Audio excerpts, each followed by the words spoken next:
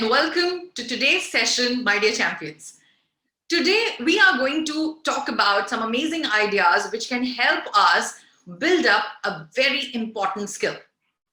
Now, let me ask you this question. When you look at this picture, which is right there on the screen, you see that there is a lot of ambiguity around a pair of spectacles, right? So there's a lot of unclear view. And when you look through these glasses, of course, there is clarity, there's vision, and there is absolute surety of what's lying ahead and what steps do I need to take. And that is what today's session is all about. It's about FQ, developing your futuristic quotient.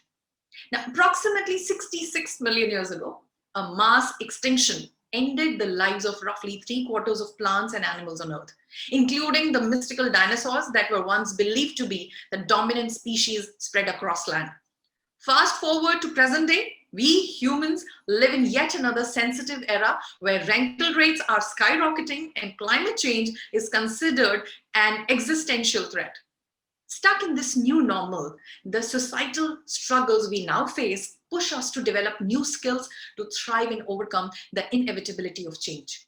Like Charles Darwin also said in his theory, it is not the strongest of the species that survives, nor the most intelligent, but the one most responsive to change. Every company faces a critical point when it must change dramatically to rise to the next level of performance.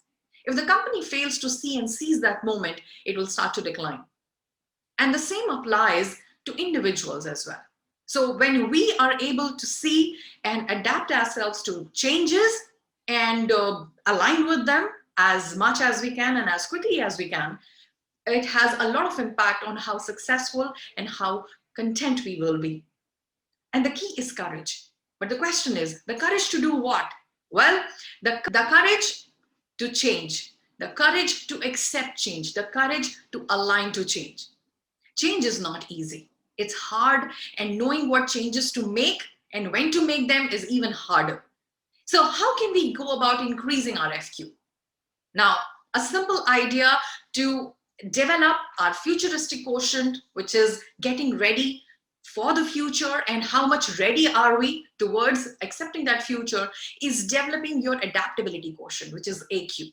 So the ability to adapt starts with taking accountability of a situation and taking accountability of that situation for the necessary and needed changes. Now, in the book, The Oz Principle by Roger Connors, Craig Hickman, and Tom Smith, the authors introduce a model known as the steps to accountability that aligns itself extremely well to how one would increase their adaptability quotient and hence their futuristic quotient. Now, their model consists of 4 steps. And we are going to now talk about these amazing 4 steps that can help us create greater FQ in ourselves and those around us. So if you're ready for the same, give me a thumbs up. Great. So in this 4-step model, the first step is see it. Acknowledge that change is needed, because that acceptance and that acknowledgement and being aware that yes, that change is required. Now, this step is about evaluating what's causing the need for change, understanding the requirement of that change, and preparing yourself to make the change and handling it in an open and candid manner. To be successful at this step, we must openly obtain the perspective of others by asking questions about the situation, as well as asking for positive and constructive feedback about how you might impact the change.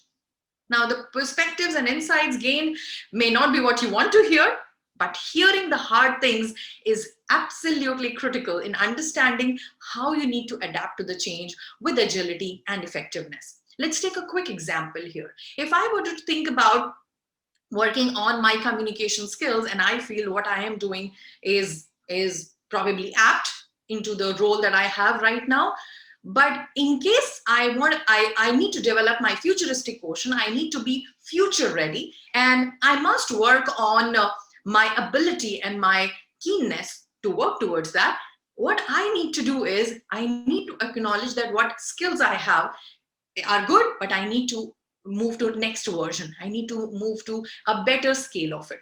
And for that, I will understand what are those areas where the change is required.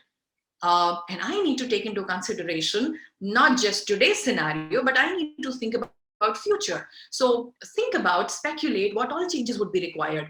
So if I am, communicating in person right now, and there was a time I was communicating more in person, and now since the times have changed, since the last 1 year, there's more of online thing. So I need to now speculate. Now this has moved to this, and I did change myself. But is there a next level of that? Anticipate that, speculate on that, and then think what would be requirements there. Now, the second question is, do I need to change with it? Of course, yes. From moving from one level or one style of method of communication, we moved very quickly to the other one because we understood the requirement for the same. Communicating with my team, communicating with the people that I work with or I work for is important. So if one channel is closed, I quickly transformed myself to be adapted to communicate through another channel, because communication is important. So understand the intent, understand what is it that is causing that change to become that important, and stick to that reason, stick to that fundamental force which is pushing that change. Because when we see that, when we are convinced with that force which is pushing that change, we get convinced with the change as well. If you're agreeing with me, give me a thumbs up. Yes. So if I am convinced with the fact that methods of communication are changing, channels of communication are changing, and I must adapt myself in case I want to be successful, in case I want to be accessible, in case I want to be approachable, and I want to stay in connect with all my clients, with all my peers, my colleagues, everyone, then I must change myself. So see the change, acknowledge it, accept it, and then also understand what all changes need to be made. Right? And in case you receive some feedback about the same, so I might receive a feedback saying, when you were speaking in person, these were the things which were good, which you will not be able to manage when you're speaking, over online things or over digital things, digital channels, then I need to work on those things. So accept the change, see the change, acknowledge the change, and also have feedback about it so that you become sure that, of course, you're taking additional efforts to equip yourself with things required for future, right? And things required for you to be fit for that change. So you're making an effort and you want your efforts to go in the right direction. So if you just assume about the change and you just go about doing that hard work and putting that efforts and they're not leading to anything, it would be a waste. And then, because it happens more than often in this way, many of us get absolute disheartened with adapting to change. We feel like whenever we adapt to change, doesn't result into something. But that's not because we have put in efforts, that's because we have not checked the direction, or we have not taken guidance, or we have not put periodic checks on which direction we are going, how is it going, and we have not considered taking feedback. So whenever we are going towards change, we want to accept it, we want to acknowledge it, ask for feedback so that we keep on track, we keep ourselves on track. Sounds good? Great. This was the first one. The second one is to own it. Take ownership of the situation. It's natural that many people tend to resist change. It's quite natural for all of us, because we all want to stay in that comfort, or the lowest energy state, which is the comfort state. This is my usual state. So it's natural to have that tendency to resist change. But this apprehension can cause failure to occur when change is needed in order to win or survive, and then that becomes a challenge. It's imperative that you take accountability for the overall needed change. Own the fact that you will encounter some challenges and failures, but never lose sight of the goal while adjusting accordingly. We must also operate on the principle that everyone involved is jointly accountable to get the right result, regardless of how little or how much an individual is accountable to deliver on. Accountability is equally and jointly divided. And what can help you to take ownership of situations in this way is to become an active unlearner. That is so important. The unlearning part is so important if we want to develop our adaptability quotient or our futuristic quotient. Because when change comes our way, it's natural to feel overwhelmed by the idea of taking in new information while unlearning old information. We learned something. How can I just leave it like that? So, but it's important that we understand the fact that this process is the key when it comes to managing the stress levels. And they say that our adaptability is not fixed. Active unlearners seek to challenge what they presume to already know and instead override that data with new information. So there's a scholar, there's an author by the name Fratto. He recommends returning to a beginner's mindset, right? Return to that basic beginner's absolute clean slate kind of a mindset when you're notified of a change. Don't let what you know about things interfere with your desire or need or intent to change. What you know already can come in handy, right? But it shouldn't come as an obstruction. So Fratto recommends that we must go back being into that beginner's mindset whenever we think or we are notified of a change, and reminding ourselves that we are entirely able to let go of old information. We are not holding any old information as a restriction, right? And also get yourself ready to absorb your new information. So a little bit of detachment from the old information and affinity for new information. It takes dedication, of course. That's what Fretto also says. But each of us has the capacity to improve our adaptability and futuristic quotient, right? So it's all about your intent, your hard work, your dedication, the kind of ownership that you take towards having that change in your life and getting yourself ready for it. And I am sure you're ready for it. If you are, give me a thumbs up. Great. Thank you so much. Now, this was the second idea. The third idea is solve it. It's important to develop your action plan. So when identifying possible solution to facilitate adaptation to change and getting ready to actually get the work done and getting into that, it really comes down to asking just one question: what else can I do? Or what else as a group or as a team, as an organization can we do? This one question is disruptive in nature and perfect in times of change, right? It breaks down silos between teams, inspires innovative solutions, and helps us assess when a risk must be taken. So when asking this question, it's important to understand that what else often means think differently. And it doesn't mean do more, no hard work, but work smarter, not harder. What it also means is thinking out of the box, right? So when there is a challenge and when you're working on a challenge, adapting yourself to think about simple things, right? Or thinking just differently from how things have been going. A simple example that I can share with you here is about a soap manufacturing company. Now, the soap manufacturing company used to make some beautiful, beautiful and very, very good quality soaps. They would get them prepared, package them into boxes and all of that, and then get it delivered to distributors, from distributors to different retailers, from retailers to customers. And there was a time when it was one of the top selling or best selling soaps in that complete area. Now, quite some years down the line, they started having little faults in the system, because they started receiving this feedback from their various customers to retailers, retailers to distributor, and back to them, that some of the soap boxes, individual packaging, some of the soap boxes were coming empty. So there were no soap inside. The box was intact, it was properly sealed, packed, everything, all batch number, barcode, everything is there, but the soap is not there.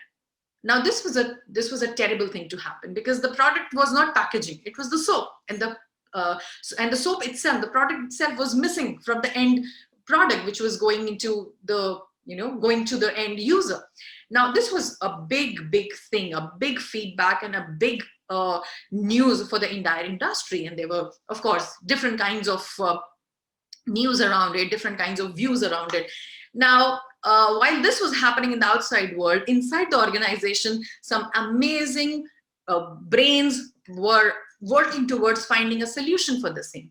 And they thought we should now put an X-ray machine to check if each box has got the soap, or what should we do, or should we wait, or what should we do. So they were brainstorming with some amazing high level complicated ideas, and they were still not able to do anything, because the cost of the same was coming more, quite more than what they had thought of, or what the budget that they had. But this was a problem which needed to be solved, but they couldn't actually go about making that cost all of a sudden. And so they were in a fix. And while they were discussing, they thought to take a round in the factory where the soaps were being packaged, and see if they could have some idea around it. Now, when these people, these smart people, technical people with very high level of IQ, they were traveling around, and roaming around, observing different things happening in the factory. They visited one of the counters where the soap was being packaged and all of that. And there was this guy who was just monitoring all of that. So they asked this person, so how's the work going? He said, it's going fine.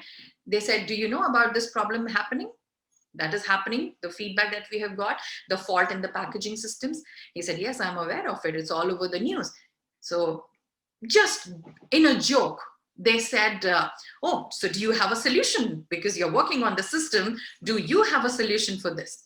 He said, yes, of course, it's very simple. You just need to install an electric fan here when the soaps are being packaged. And after the packaged boxes are traveling on that conveyor belt, we can just put an electric fan there and do a force which we can adjust, where it throws the air, and if the boxes are empty, they'll just topple over, and if they are filled, they will stay intact. Whoa, that was eureka. For all those intelligent minds, it was a moment which was phenomenal. And they said, and they realized that even the most complex things, or the most complex situations, can be solved with simplicity, with simple ideas, with basic ideas. We don't need complex systems. We need just basic fundamentals. And basic fundamentals will come when we have an intent to solve it. And the solution happens when we go to the baseline of it and solve it from the baseline. Are you with me, champions? So make sense, right? So think about, when you solve it, think about not just solving it for once, but solving it forever. And solving it so that it becomes an example, or it sets a benchmark, or in the process of solving it, we solve other problems as well. That's a multiple advantage that we can gain. So instead of just focusing on a one-time solution, or just focusing on doing it right this time, focus on the big picture, but go deep, go basic, go fundamental, and then find the solution. Make sense? Great. So this story tells us, and this idea tells us, to less be focused on IQ and more focused on a futuristic quotient or adaptability quotient. All right. So that was our third idea. Now let's move on to our fourth idea, which is do it. Execute the change. The final step is execution. Follow through and staying accountable to your team. Also, trust is built throughout this entire process. But it's here when you truly are accountable to one another to get the right result. Success will come by being honest, transparent, and not blaming one another, but taking entire responsibility and fitting into each gap that might be created. We can't anticipate, we can't foresee all the gaps that will happen in any process. We might be prepared for 50% of the gaps or 50% of things going wrong, but 50% is absolute surprise. So it's about your ability, it's about the kind of support system that we create for one another in an organization, in a system, in a team, or for that matter, in a family, to be together and be focused on filling those gaps that come as a surprise.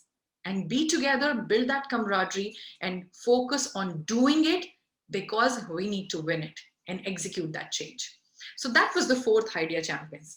So let's quickly do a quick summary of 4 ways to develop our FQ, which is the futuristic quotient, getting yourself future ready. The first is see it, which is about accepting it, acknowledging the change, and getting ready for those changes to happen, to take part in that change, and get ready to have some feedback around it. The second is own it. Owning has a lot to do with unlearning, because unless I unlearn what I already know, I cannot make space, or I cannot make a lot of scope for new things that I'm going to learn. So own it to a level that you're ready to unlearn things, adapt new things, and take help from things that we already know. Do not let my existing knowledge or existing information to act as a hindrance or an obstacle to learn new things. Make sense? Great. And the third thing that we learned is to solve it. Solve it for the purpose of solving it for once and for all. Do not go for temporary solutions. Always think about aligning two changes in a long-term way, in a way where it is it is helping you to have those sustainable changes or sustainable solutions, and not just one time solution. So focus on the solution and go very basic, very deep to the fundamentals to find that on spot solutions. And the fourth idea that we learned today is to do it. Everything becomes irrelevant if we don't act on these things. We have accepted the change, we have owned it, we have unlearned it, we have understood why is it important, and we know the solution also. But if we don't act on it, it's not worth it, right? So acting is important. So do it, understand that everyone is accountable, support each other, and be ready to extend that additional support, go out of the way and fill those gaps which have just come into the team by surprise. And if we do all these 4 steps, all of us are going to be just amazingly future ready. And therefore, congratulations, you are all set to win with these ideas. More such learning joyrides with us, you're most welcome to join us over LinkedIn. My name is Yasha Vatsa from Star Consulting Global, and I'll be happy to connect with you over LinkedIn. And with this, champions, I want to thank each and every one of you for making time and being part of this session. I know all of us are thinking about future all the time, but thinking doesn't take us anywhere. It just prepares us, but doesn't let us do something. These ideas will help us not just be willing for a future, but be ready for a future. So I wish you all the very best with these ideas, and I am sure you will shine like a star. Thank you very much, champions.